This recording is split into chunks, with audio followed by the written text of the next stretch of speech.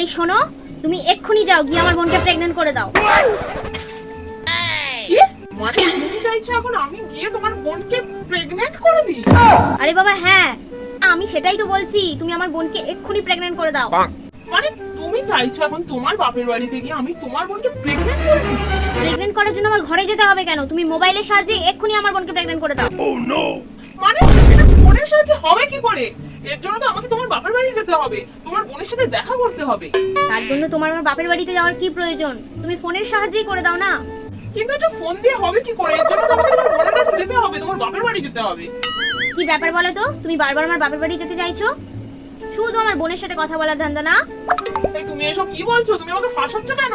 যেই কাজটা ফোনের সাহায্যেই হয়ে যাবে তার জন্য বাপের বাড়ি যাওয়ার কি প্রয়োজন? আরে বাবা না, এটা ফোন দিয়ে হবে না, কিভাবে হবে? এই শোনো, তোমার কোনো কথা আমি বুঝতে পারছি না।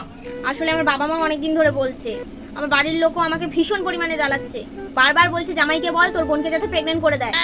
মানে তোমার মা বাবাও এটা চাইছে? মানে এটা আমি করলে তোমরা সবাই খুশি হবে? হ্যাঁ, না বিশ্বাস হলে তুমি মাকে ফোন করে জেনে নাও। আমি কিচ্ছু জানি না, তুমি এক্ষুনি প্রেগন্যান্ট করে দাও। মানে তুমি সত্যি সত্যি চাও এটা আমি করি? আরে বাবা হ্যাঁ। কি বলছো এসব? তোমার মাথা ব্যথা কি একদম খারাপ হয়ে গেছে?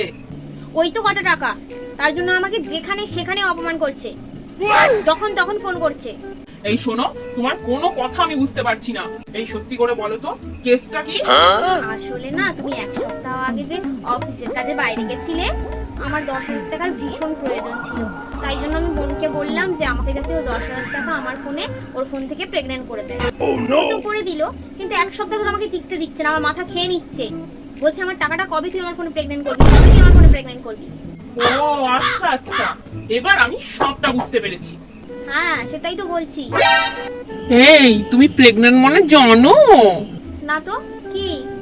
প্রেগন্যান্ট মানে বেবি হওয়া, এটুকুও জানো না? হ্যাঁ হ্যাঁ হ্যাঁ, তো তাতে কি হয়েছে? তুমি তার জন্য আমাকে অশিক্ষিত ভাবছো নাকি? এরকম ভুল সবারই হয়।